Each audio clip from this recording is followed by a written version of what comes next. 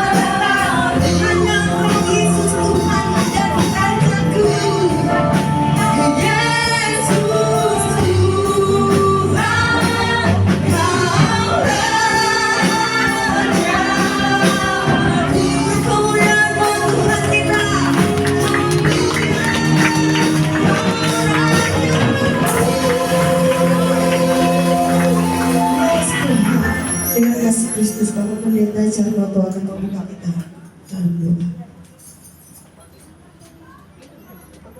Allah Bapa Surgawi, Allah yang Maha Besar, Allah yang mulia di dalam nama Yesus Kristus. Kembali kami bersyukur kepada-Mu Tuhan.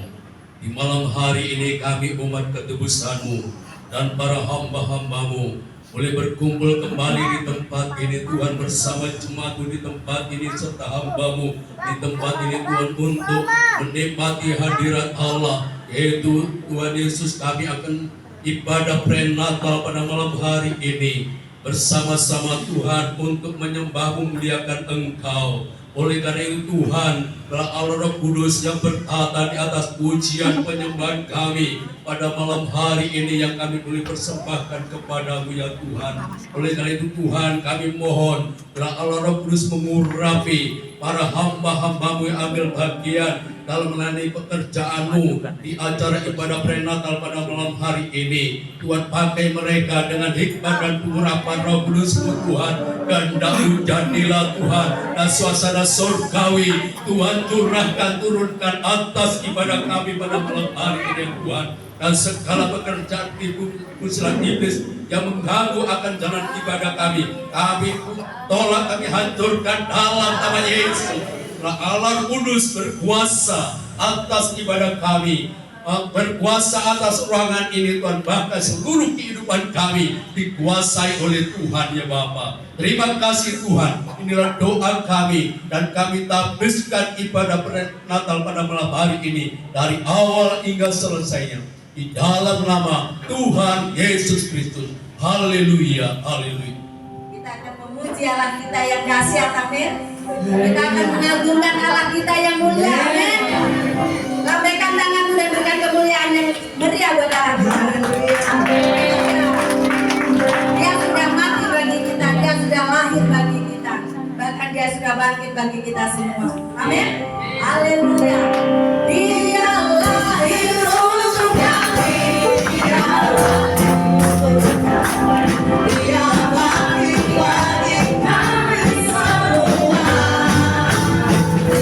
Dia itu Tuhan kami, Dia itu Allah kami, Dia Raja di atas segala raja. Dia lahir untuk kami,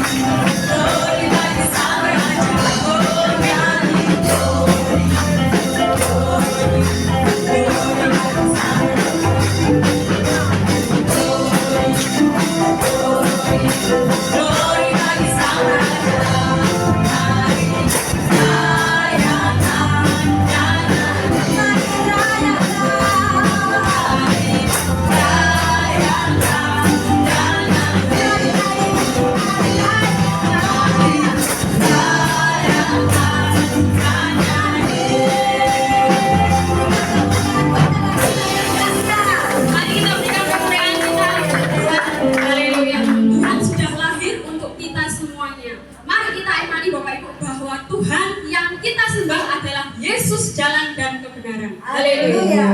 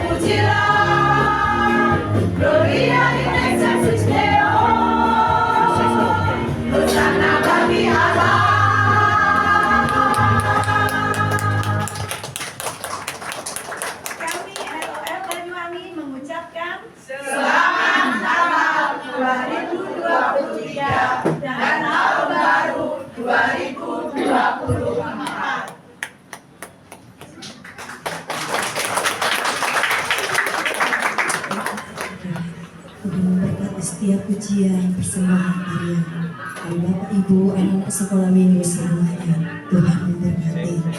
Mari sama-sama kita menyanyikan lagu Malam Kudus dengan bertabur.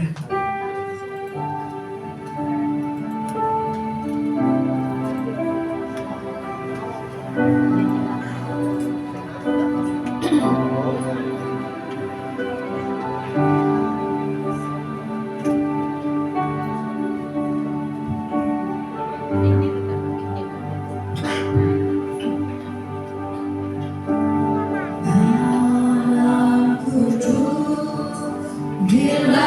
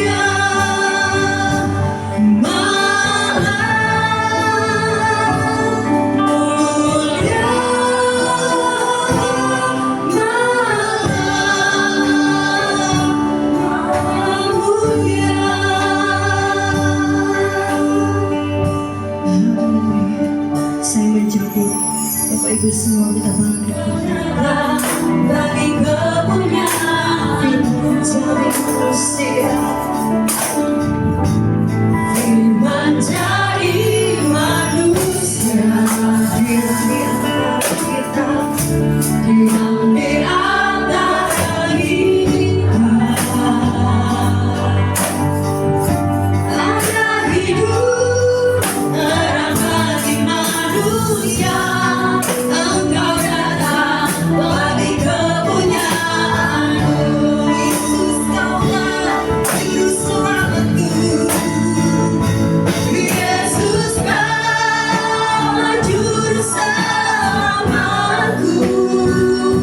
Ku akui Kau Tuhan bagiku.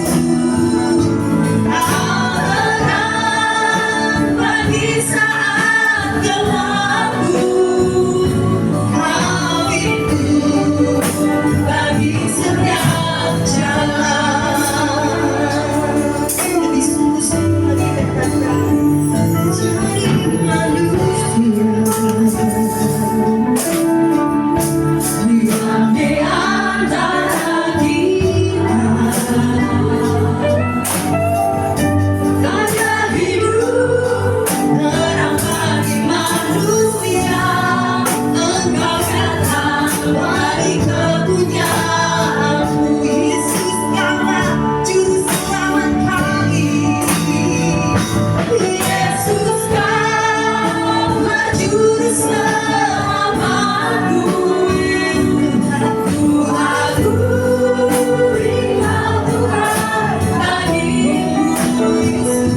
Terang bagi saat gelapku. Kau itu bagi setiap. Yesus, Kaulah juru selamatku. Yesus, Kaulah juru selamatku. Ku akui Kau Tuhan bagiku. Terang bagi saat gelapku. Pintu bagi setiap jalan. Yesus, Kaulah Yesus, Kaulah juru selamatku. Juru selamatku. Ku akui Kau Tuhan bagiku. Kau terang bagi saat gelapku. Kau pintu bagi setiap jalan. Yesus, Kaulah juru selamatku. Yesus, Kaulah juru selamatku. Ku akui Kau Tuhan bagiku. Kau datang bagi saat gelapku. Kau pintu bagi setiap jalan. Pintu bagi setiap jalan. Bagi setiap jalan. Kau pintu bagi setiap jalan. Haleluya. Haleluya. Dengan kasih Kristus, Ibu Pendeta Lilin akan bawa kita dalam doa kebenaran firman Tuhan. Ini semua karena kasih anugerah yang Allah berikan bagi kami. Terima kasih Tuhan, berkati kami semua pada saat ini Tuhan. Bapa, karena kami mau mendengar firman Tuhan, sucikan, kuduskan kami dengan kuasa firman Allah. Dan Bapa, biarlah hati kami menjadi tanah yang subur, supaya setiap benih firman Allah yang sebentar nanti akan ditaburkan, kami percaya benih itu akan tertanam, akan bertumbuh, berakar, dan dia akan menghasilkan buah yang baik yang daripada Tuhan sendiri. Terima kasih Bapa, Engkau juga memberkati hamba-Mu yang akan menyampaikan isi hati Tuhan bagi kami semua pada saat ini. Urapi hamba-Mu dari ujung kepala sampai ujung kaki, tubuh kesempurna dengan kuasa daripada firman Allah, sehingga tidak ada satu kuasa pun yang berani mengambil alih setiap firman yang akan disampaikan bagi kami pada saat ini. Terima kasih Bapa, karena firman itu adalah milik kami. Terpujilah nama-Mu Tuhan, terpujilah Engkau Allahku, hanya di dalam nama Yesus Allah yang hidup. Mari setiap kita yang siap mendengar firman Allah, kita mau katakan sama-sama, amin. Saya dengan firman Tuhan. Natal pada tahun ini saya ambil satu tema, Yesus datang dengan kasih. Ayat mas kita yang tidak asing lagi, Yohanes pasal 3 ayat 16. Mari kita baca ini. Next. Karena begitu besar kasih Allah akan dunia, sehingga Ia telah mengaruniakan anaknya yang tunggal, supaya setiap orang yang percaya kepada tidak binasa, melainkan beroleh hidup yang kekal. Nah, dari ayat mas ini saya ambil satu tema, Yesus datang dengan kasih. Kasih menjadi satu motivasi, surga untuk mengirimkan Yesus datang ke dalam dunia yang mana ini, saudara. Memang kasih itu harus menjadi satu motivasi yang utama dalam setiap gerakan-gerakan kehidupan kita. Kadang-kadang kalau saya timbul satu keinginan untuk melakukan sesuatu, baik itu yang baik, baik itu yang benar, saya kadang-kadang merecek apa yang mendorong saya, yang memotivasi saya untuk melakukan sesuatu yang baik, sesuatu yang benar. Jadi harus tahu motivasi. Dan kedatangan Dia ke dalam dunia yang fana ini, Dia datang dengan kasih, sebab memang termotivasi dengan kasih. Karena begitu besar kasihnya akan dunia ini, dan kita manusia ciptaan, maka Dia turun ke dunia yang fana ini. Dia lahir, Dia mati, dan Dia bangkit, dan Dia akan datang kembali kali yang kedua, tidak sebagai bayi yang baru lahir, tapi Dia akan datang sebagai hakim yang adil untuk meminta pertanggungjawaban terhadap kita umat-umat yang percaya kepadanya selama kita diberi kesempatan hidup. Apa yang akan kita sudah lakukan, saudara? Sebab di balik kematian tidak habis begitu saja, tidak habis perkara. Kalau hewan itu mati, dia habis perkara, tidak ada apa-apa lagi. Sebab hewan diciptakan cuma punya jiwa dan tubuh. Jadi kalau dia mati, ya habis perkara, tidak ada apa-apa lagi. Tapi manusia, kalau dia mati tubuhnya, jiwanya hilang, tubuhnya kembali ke tanah, tapi rohnya dia kembali kepada yang punya. Itu kerajaan surga. Dan kita akan menghadap pengadilan Tuhan. Bahwa firman Tuhan katakan, berbahagialah orang yang mati di dalam Tuhan, sebab segala perbuatan mereka mengikuti mereka. Gajah mati meninggalkan gajinya, harimau mati meninggalkan gelangnya, manusia mati meninggalkan nama baik dan perbuatan. Itu saat saya tulis Facebook status, jangan mati-matian mengejar sesuatu yang tidak bisa engkau bawa mati.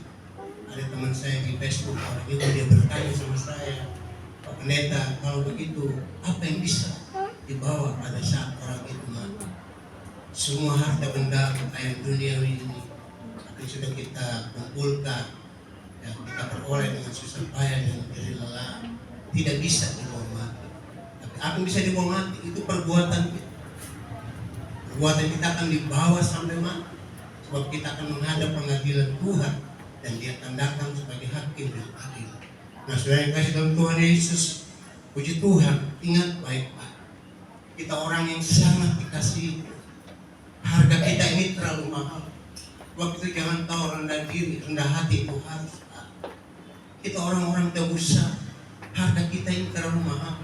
Kita dibeli bukan dengan emas dan perak yang akan binasa, tapi oleh darah anak domba Allah yang tidak binasa. Kita orang-orang sangat dikasihi. Kalau malaikat itu jatuh dalam dosa, tidak ada penebusan dosa, tidak ada pengampunan dosa. Malaikat akan dicampakkan dari surga ke bumi, tidak ada pengampunan. Tapi kalau manusia ciptaan itu jatuh dalam dosa, dia masih cari. Waktu Adam dan Hawa jatuh dalam dosa, Tuhan masih cari, di manakah engkau ada? Adam ketakutan, sebab dia sudah melanggar kebenaran firman. Kita orang yang sangat berharga di mata Tuhan. Dan kita percaya Dia datang dengan kasih. Dan malam hari ini kita mau, saya ingin rindu sekali. Kita datang dan kita pulang tidak sama seperti kita datang. Saya percaya jamahan kasih malam hari akan memulihkan saudara yang sakit disembuhkan, yang susah dihibur, yang lemah dikuat, yang beban berat, yang kau pulang dengan kekuatan yang baru, dengan damai sukacita yang baru, dengan pengharapan yang baru. Bahwa kasihnya memulihkan saudara. Rindukan jamahan kasih. Jangan bawa pulang penyakitmu, jangan bawa pulang masalah, beban kehidupan. Masalah kita berbeda. Tidak ada manusia di muka bumi yang tidak punya masalah. Semua punya masalah. Konglomerat, orang kaya, orang melarat, semua punya masalah. Orang miskin, orang kaya, semua punya masalah. Orang muda, orang tua, anak-anak baik, semua punya masalah. Yuk, kita hidup di bumi yang sudah tertutup dan banyak masalah. Masalah kita berbeda, tapi Tuhan kita sama. Yesus Kristus Tuhan nama. Dia datang kepada kita malam hari dengan kasih.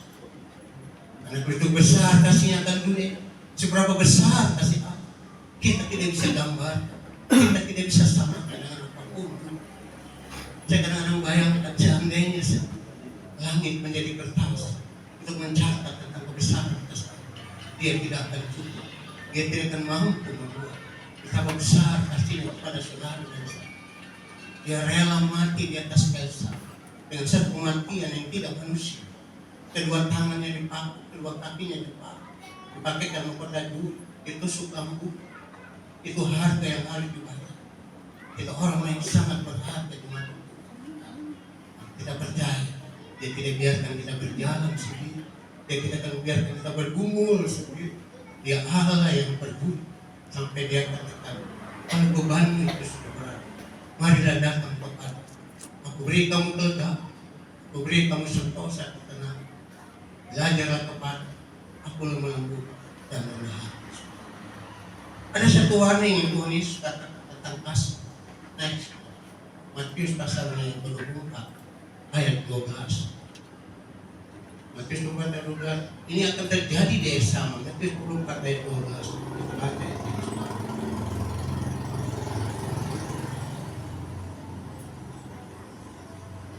Dan karena makin bertambahnya kedurhakaan, maka kasih kebanyakan orang itu akan menjadi tinggi. Matius pasal 24, ini khotbah Tuhan Yesus tentang air sama. Peperangan tidak akan pernah berhenti. Kita tidak bisa berdoa biar Timur Tengah itu damai. Kita tidak bisa berdoa seperti itu, saudara. Sebab apa yang terjadi di Timur Tengah sekarang itu ada kaitannya erat dengan kedatangan Tuhan kali yang kedua. Jadi peristiwa-peristiwa yang terjadi sekarang di Timur Tengah menandakan bahwa kedatangan Tuhan sudah sangat dekat sekali. Peperangan demi peperangan, penyakit bela sampah. Apa itu bela sampah? Bela sampah adalah satu penyakit yang mudah menular dan mematikan. Itulah COVID-19. Penyakit sampah yang mudah menular dan mematikan. Sekali satu memprihatinkan kita yang menjadi PR. Pada akhir zaman ini kasih itu kebanyakan orang akan menjadi tinggi. Dan kalau kasih itu dingin, maka Yesus akan terjadi kedurhakaan, dosa, kejahatan itu yang bertambah-tambah. Kalau kasih itu tidak berkarya lagi dalam hidup, maka hal-hal roh-roh yang lain akan berkarya dalam hidup untuk menghidupkan manusia daging, bukan manusia. Tuhan itu terikat kepada firman. Apa yang Dia firmankan itu terjadi. Kalau kita lihat fakta, survei yang kasih di akhir zaman bukan saja dingin, tapi ada banyak gereja, umat Tuhan, hamba Tuhan itu kehilangan kasih. Naik ke ayat Wahyu pasalnya yang kedua, saudara. Fakta yang terjadi Wahyu 2 ayat 3 sampai 4. Dan engkau tetap sabar dan menderita oleh karena nama, dan engkau tidak mengenal lelah dalam melayani Tuhan. namun demikian aku mencela engkau, dicela dan capai begitu.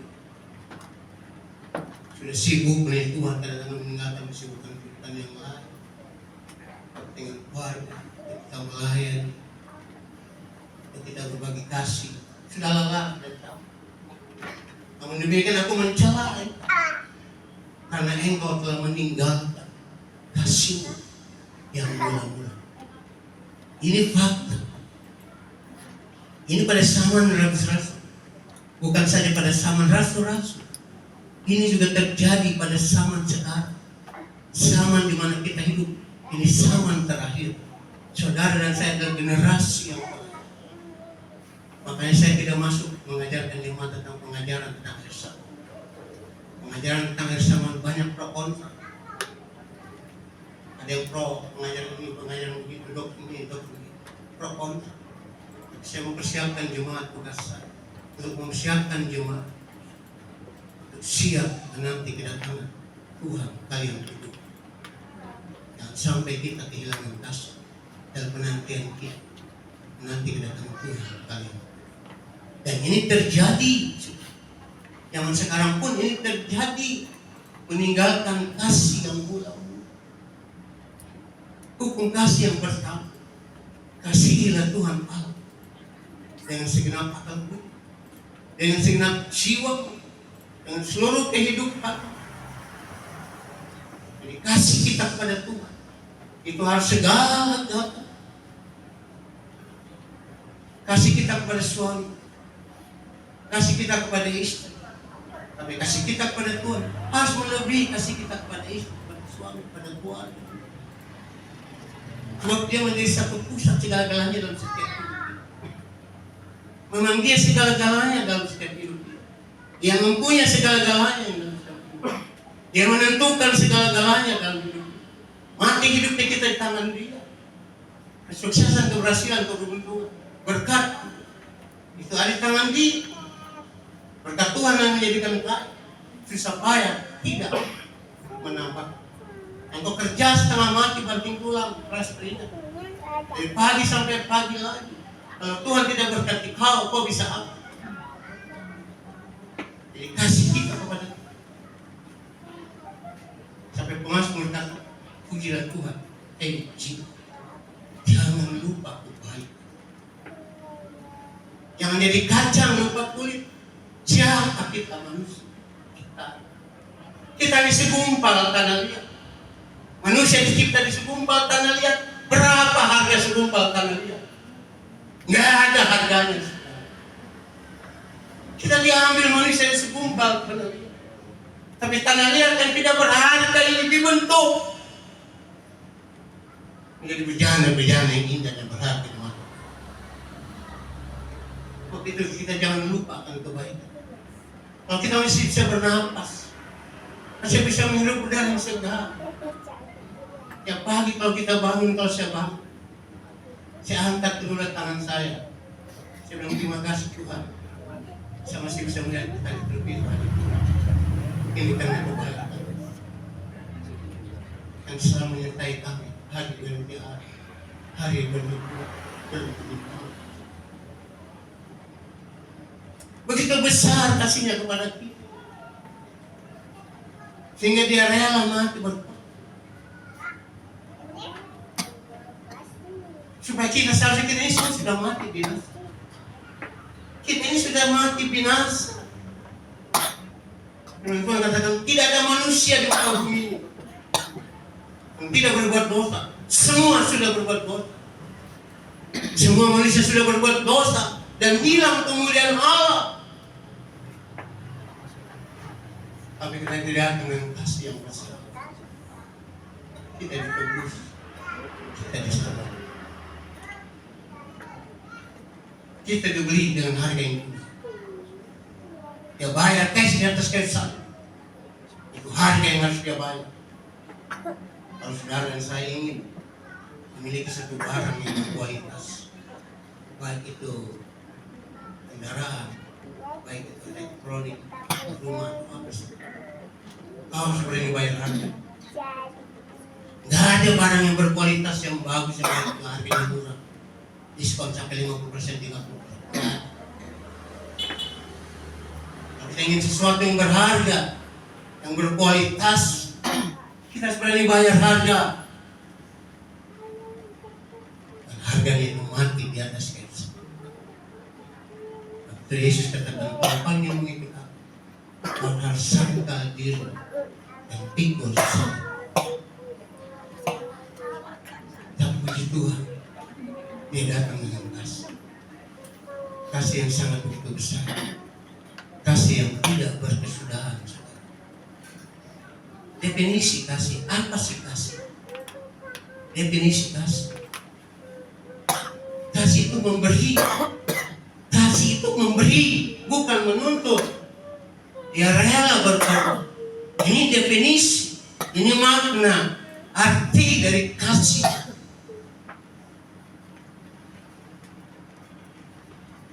Salah satu dasar hancurnya sebuah rumah tangga, hubungan suami istri, karena mereka kehilangan kasih. Kasihnya menjadi dingin. Istri menuntut kepada suami, kau harus jadi suami yang membahagiakanku. Suami juga menuntut, kau harus jadi istri yang bisa membahagiakanku sebagai suami. Saling menuntut, itu bukan kasih. Itu egois. Itu kepentingan daging, kepentingan manusia. Tapi kasih, kalau istri mengasihi suami, dia akan memberi kebahagiaan kepada suami. Kalau suami mengasihi istrinya, dia akan memberi kebahagiaan kepada istri. Saling memberi. Maka diikat bahwa kasih tali pengikat yang mempersatukan. Kuat kasih itu bagaikan kuat maut, hanya maut. Kematian yang memisah.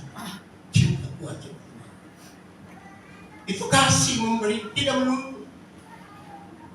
Karena begitu besar kasih Allah akan dunia ini, Dia beri. Bukan Dia tuntut, tapi Dia beri anak yang tunggu. Supaya kau yang percaya kepada yang tidak akan binasa, melainkan beroleh hidup dan kekal. Itulah kasih. Kalau saya ambil tema malam hari ini, Dia datang dengan kasih. Sedikit ada 3 alasan kenapa Dia datang dengan kasih. Bukan kasih yang ecek-ecek, bukan kasih yang biasa-biasa, tapi kasih yang besar, yang tidak dapat disamakan, digambarkan dengan apapun. Seandainya langit menjadi kertas, dicatat dengan kasih, Dia tidak, karena terlalu besar kasih, sehingga Dia rela mati untuk saudara dan saudara. Kalau kita pakai logika, kita kalau ada orang harusnya kita mati, tapi ada orang ganti kita, mati ganti kita. Apa yang ada di pikiran kita? Rasa terima kasih yang tidak kasih dan tidak putus. Itulah Dia juga sama. Seharusnya kita sudah mati binasa. Waktu manusia sudah berbuat dosa dan hilang kemuliaan. 3 alasan Dia datang dengan kasih. Yang pertama kita lihat,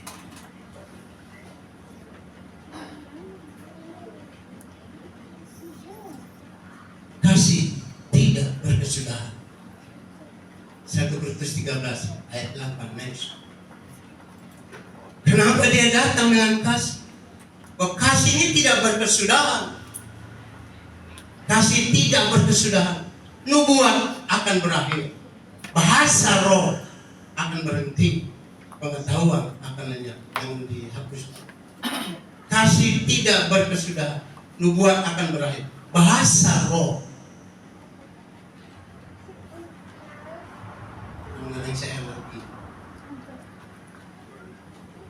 gereja-gereja besar, saya suka dikutip mengkhotbah ada teolog yang sinamakan teologi itu sudah bergelar doktor teologi. Selalu habis ibadah di Surabaya saja, antara menyembah memuji Tuhan, selalu yang dipompa. Ayo bahasa, pakai bahasa. Sampai dia katakan ada pendeta besar, gereja besar, pakai di mana-mana. Ayo hadapi badai, pakai bahasa roh. Anda selalu bahasa roh. Sampai seorang penginjil wanita yang terkenal datang dari mana? Waktu altar kok, dia turun dari mimbar, dimuat sampai ada yang ditampar di. Ayo bahasa roh. Selalu tekankan bahasa roh, padahal bahasa roh itu akan berhenti.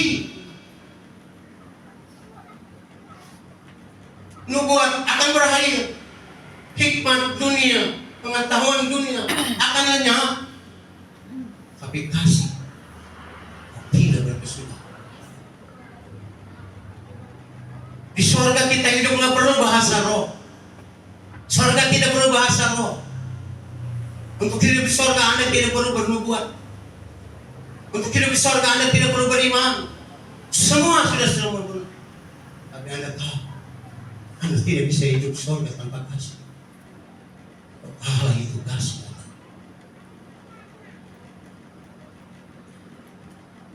Hari-hari saya menekankan, saya mau khotbah saya berbeda-beda. Tapi ujungnya, intinya, pada kasih. Waktu saya tidak mau apa yang dikatakan Tuhan Yesus, kalau kasih itu sudah tinggi, kedurhaka, kejahatan, dosa bertambah. Apalagi sampai kehilangan kasih mula-mula, seperti gereja di Efesus yang kita baca itu gereja di Efesus. Ada 7 gereja ditegur sama Tuhan. Salah satunya gereja di Efesus. Kau masih setia, hebat, kau masih berkhotbah, kau masih melayani, kau masih memberi, kau masih menabur. Saya, kau bilang kasih kepada orang bisa melayani tanpa kasih. Orang bisa melayani tanpa kasih, tapi kasih akan selalu membuat orang melayani itu. Orang bisa memberi tanpa kasih. Nanti musim seperti kampanye begini, sembako dibagi, uang disebar. Motivasinya bukan kasih, tapi motivasinya untuk mendapatkan dukungan suara sebanyak-banyak. Kalau para pakar politik, para politikus datang memberi, menabur, bukan termotivasi dengan kasih, tapi termotivasi dengan kepentingan pribadi supaya bisa jadi caleg, bisa jadi. Tapi Yesus datang dengan kasih. Dia memang mengasihi saudara. Soal materi mana soal kita lebih. Di tangan kanannya ada umur yang panjang, di tangan kirinya ada kekayaan dan keuntungan. Kalau sepasang tangan yang berlubang pakuin, dia menjamah kita dengan kasih. Anda bisa bayangkan, orang bisa berkorban tanpa kasih, tapi kasih membuat orang rela.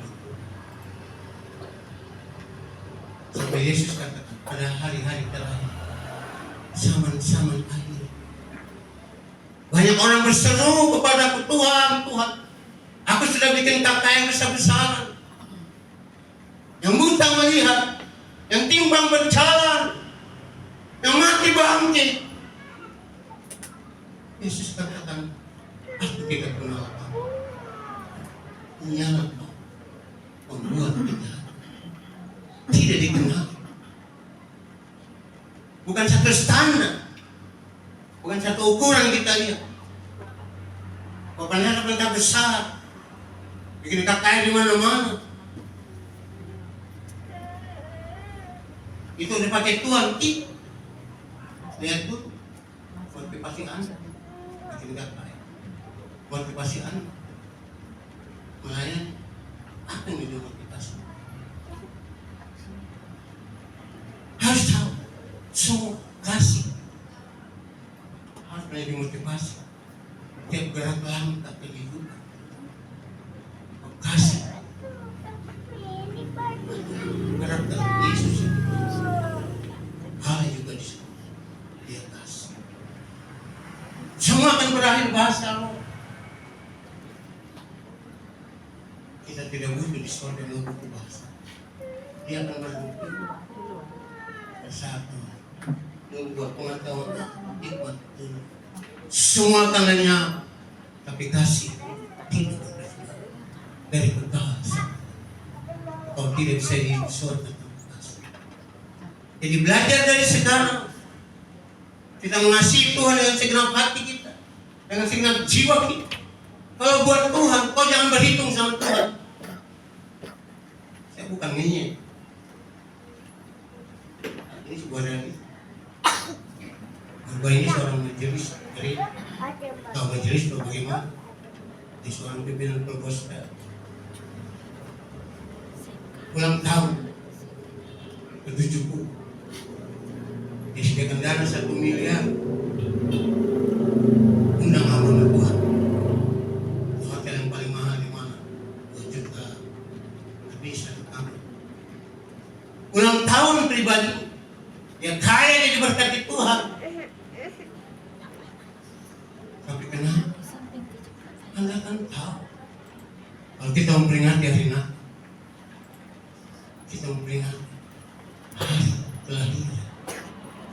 Dengan kata lain, Natal, hari ulang tahun juru selamat dunia satu-satu yang bernama Yesus Kristus. Kenapa ulang tahun ini dirayakan di gereja? Saya yang berhitung buat Tuhan. Jadi akan konsumsi saja makan pakai nasi kotak. Ada penelitian di Banyuwangi. Ulang tahun ke-50. Sewa hotel. Prasmanan makan melimpah. Ini gembala sidang. Habis ratusan juta. Masa di gereja yang lain kenapa? Hemat menyediakan ke nasi kotak yang harganya 3-4 ribu. Saya tidak mau aku membeli nasi kotak, bukan begitu intinya. Pikir yang waras. Firman Tuhan katakan muliakanlah Tuhan dengan harta, dengan hasil bosmu. Muliakan Tuhan dengan hartamu, bukan kau muliakan dirimu sendiri. Apakah itu kasih? Kau masih Natal ini ulang tahunnya Tuhan Yesus, Juru Selamatmu, yang menebusmu, yang mengampuni dosamu, yang menyediakan tempat bagimu kalau kau pulang, tinggalkan dunia paling. Kurang baik hati. Kau perlakukan Tuhan dengan cara yang begitu dosa. Jangan berhitung sama Tuhan. Yang karena materi kekayaanmu itu juga dengan habis dimakan. Nyawamu sih. Kalau Tuhan mau, tidak bisa serahkan kepada Tuhan. Yesus katakan, siapa yang sayang akan nyawanya, dia kehilangan nyawanya. Siapa sayang, tidak sayang, yang nyawa kena Tuhan, dia akan mendapatkan nyawa. Jangan kau berhitung sama Tuhan. Siapa itu? Siapa? Kasih tidak berkesudahan yang kedua. Alasan yang kedua, dia datang dengan kasih.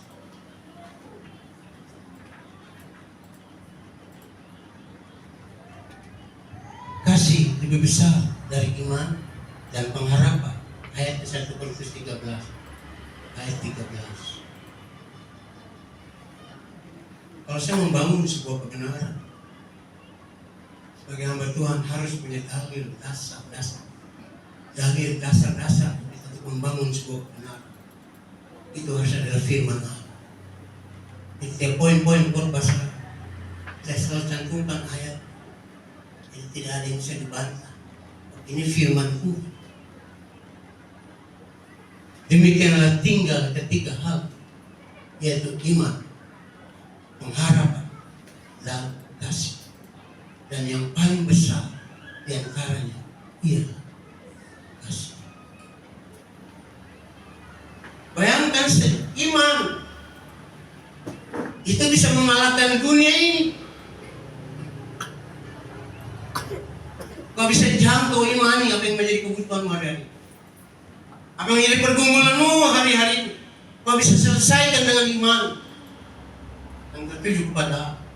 Tapi iman yang mengalahkan dunia, iman sebesar biji sesawi saja yang sudah. Kalau kau punya iman sebesar biji sesawi, kau bisa pindahkan gunung. Itu sebesar biji sesawi. Tapi ada iman yang mengalahkan dunia. Bayangkan, iman saja bisa mengalahkan dunia. Kalau pengharapanmu kau gantungkan kepada Tuhan, kau menaruh harapan kepada Tuhan, itu yang kau mendapatkan apa yang kau harapkan. Bisa menggerakkan hati. Tapi iman, pengharapan, kalah besar dengan kasih. Kasih itu besar. Kalau iman saya bisa mengalahkan dunia, bagaimana dengan kasih? Lebih dahsyat lagi. Banyak hal yang kita bisa selesaikan dengan kasih. Kasih menutupi banyak dosa. Kasih menutupi kesalahan dan dosa. Kasih mengampuni. Kasih memaafkan. Kasih itu lebih besar. Bayangkan kasih. Satu saat itu imam-imam ahli Taurat, imam-imam ahli Taurat. Kalau level sekarang itu namanya pendeta. Hamba bawa dia tangkap seorang wanita, dikatakan tertangkap basah. Jadi pendeta ini, hamba Tuhan ini nangkap basah imam ini. Orang perempuan berbuat zina dibawa ke Tuhan Yesus. Dia pakai hukum Taurat. Menurut hukum Taurat Musa, wanita yang berzina itu harus mati dilempari dengan batu. Itu hukum Taurat. Saya kadang-kadang berpikir, inilah yang namanya kau lihat selumbar di mata seseorang, tapi balok di mata engkau tidak. Kenapa hamba Tuhan? Pendeta kau bisa nangkap basah wanita yang berzina? Apa kerjaannya? Hamba Tuhan itu kerjanya di rumah Tuhan, ada di rumah Tuhan, berdoa, belajar, melayani. Kau nangkap wanita yang berzina? Pendeta model apa?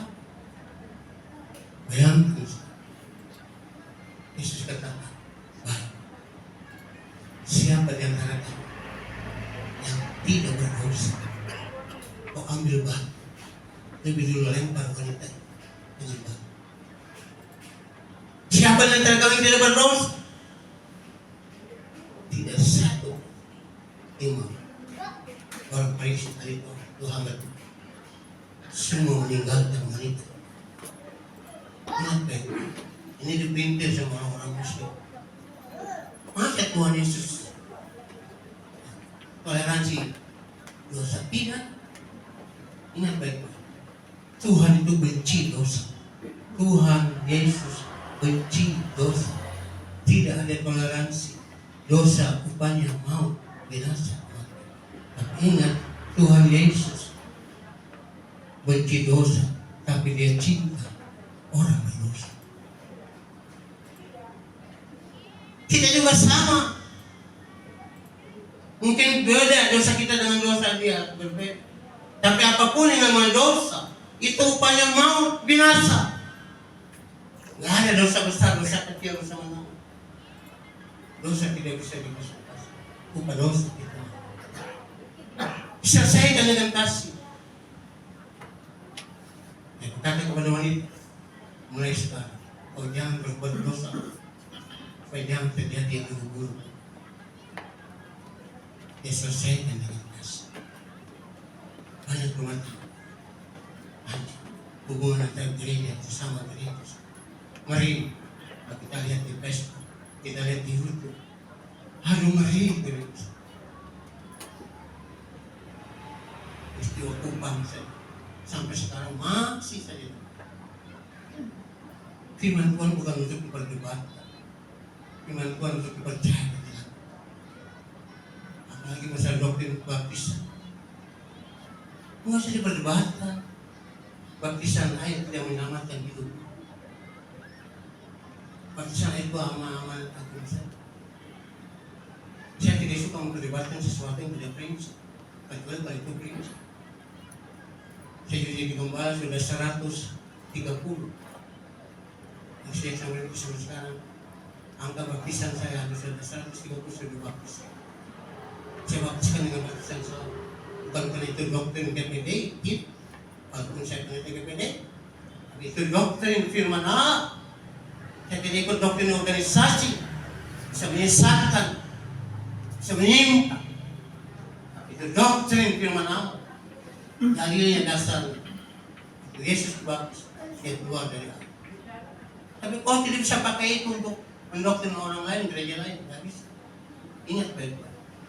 Roh Kudus itu kalau dia berkarya, tertib, disiplin, punya etika, santun, membuat damai, tidak membawa kegaduhan.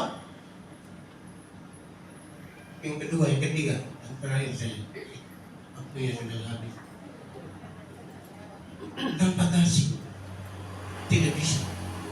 1 Korintus 13 ayat 1 sampai 2.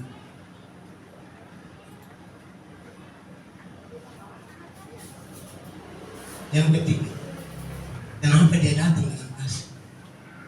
Apapun yang kau lakukan tanpa kasih,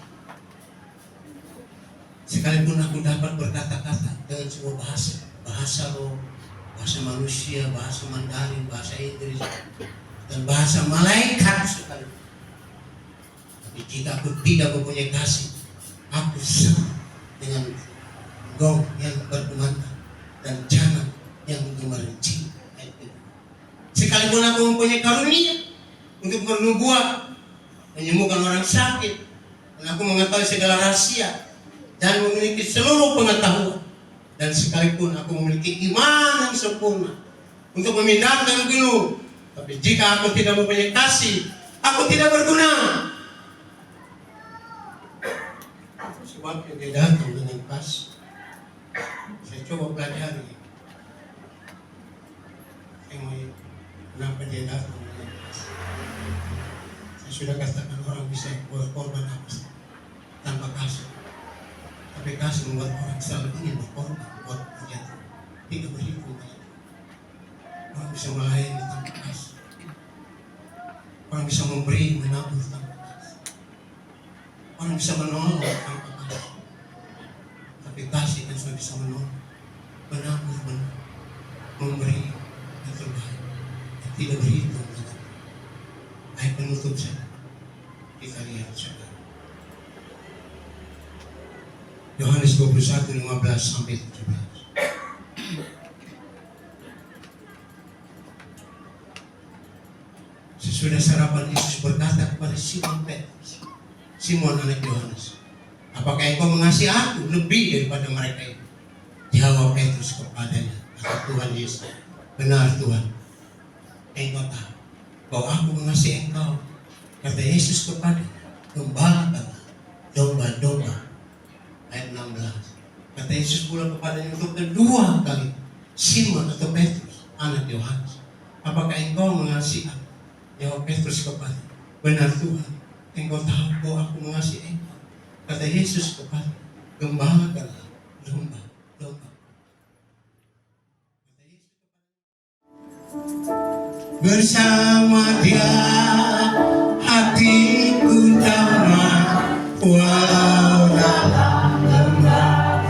Bersama dia bersama Dia hatiku tenang walau hidup penuh tantangan, tak satu pun dapat menghiburku, tak seorang pun dapat menang. Hanya Yesus jawabannya. Kau ku cari damai, haleluya. Kalau ku cari damai, hanya ku dapat dalam Yesus. Kalau ku cari ketenangan, hanya ku temu di dalam Yesus. Tak satu pun dapat menghibur, tak seorang pun dapat menghibur. Hanya Yesus jawabannya. Katakan dengan iman bersama Dia, haleluya. Bersama Dia hatiku damai walau bersama Dia hatiku tenang walau hidup penuh tantangan, tak satu pun dapat menghibur, tak seorang pun dapat. Hanya Yesus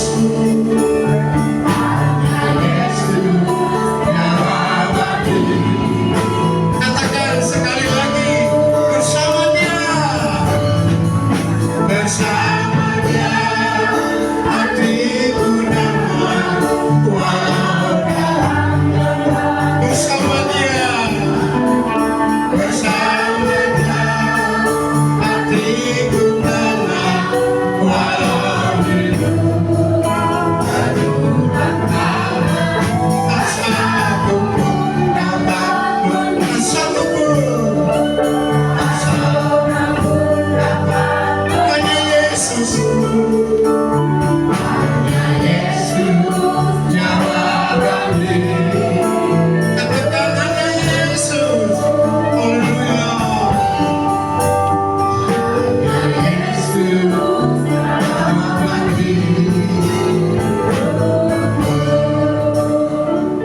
Dengar baik-baik, Anda yang rindu, jangan kasih yang memulihkan hidupmu, memulihkan masa depanmu, memulihkan rumah tanggamu, memulihkan ekonomimu, memulihkan kesehatanmu.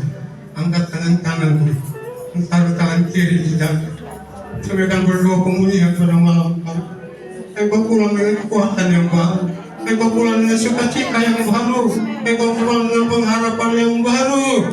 Dia pulihkan hidupmu mulai saat malam hari ini sampai Maranatha. Tuhan Yesus datang kali yang kedua. Tahun 2024 akan menjadi tahun kemenangan, tahun pemulihan 2 kali lipat, sebab Dia datang dengan kasihnya begitu besar. Angkat tangan kananmu dan taruh tangan kiri di dadamu. Kami melihat tangan-tangan yang terangkat pada malam hari ini, Tuhan. Kami percayakan kebenaran firman-Mu. Engkau datang dengan kasih. Biar kasih-Mu menjamah kami semua. Lihat tangan-tangan yang terangkat pada malam hari ini. Kami berdoa, terjadilah pemulihan dalam hidupmu. Yang sakit disembuhkan, yang susah dibuka, yang lemah dikuatkan, yang beban berat diberi kelegaan. Kau pulang dengan kekuatan yang baru. Cita-cita dari surga limpah dalam hidupmu. Haleluya. Terpujilah Tuhan untuk selama-lamanya, sampai dengan selama-lamanya. Terima kasih Bapak Surgawi. Dalam nama Tuhan Yesus kami alaskan doa kami. Haleluya. Amin. Tuhan, terima kasih buat pada undangan. Kasih membuat kami mampu terus hidup bertahan sampai kami kembali kepada Engkau. Terima kasih biar seluruh rangkaian ibadah dan perayaan Natal yang sudah dikerjakan, yang sudah dilakukan pada malam hari ini, biarlah hanya buat hormat dan kemuliaan nama Tuhan. Sebentar kami akan mengakhiri ibadah kami ya Tuhan. Kami akan pulang, namun sebelumnya seluruh umat-Mu bersama hamba-Mu di tempat ini sudah menyediakan berkat makanan minuman bagi kami. Biarlah Tuhan suci kuduskan seluruh makanan minuman akan menjadi kesehatan kekuatan bagi kami dan seluruh umat-Mu yang sudah berkorban. Tuhan berkati kembali dalam menikah, rumah tangga, pekerjaan, pelayanan. Terima kasih kalau nanti kami kembali jauh dekat dimanapun, perlindungan dan malaikat-malaikat Tuhan bahkan sepanjang malam dalam peristirahatan kami, Tuhan menyertai berkati kami. Terima kasih Tuhan, terima kasih. Terima kasih. Mari Bapak Ibu Saudara yang dikasihi oleh Tuhan Yesus Kristus, kita menerima berkat anugerah damai dan sejahtera, sukacita yang datang dari Bapa di surga, cinta kasih dari Tuhan Yesus Kristus dalam persekutuan Roh Kudus menyertai memberkati kita dari saat malam hari ini, besok, lusa dan seterusnya sampai hari Maranatha, bahkan sampai pulanglah dalam berkat damai sejahtera dalam nama Tuhan Yesus Kristus. Haleluya. Amin. Terima kasih selamat malam, Tuhan berkati, selamat datang. Kami nyosong tahun yang baru, silakan menikmati berkat yang disediakan oleh jemaat Tuhan. Dan Tuhan memberkati. Mari setelah berrohani doa.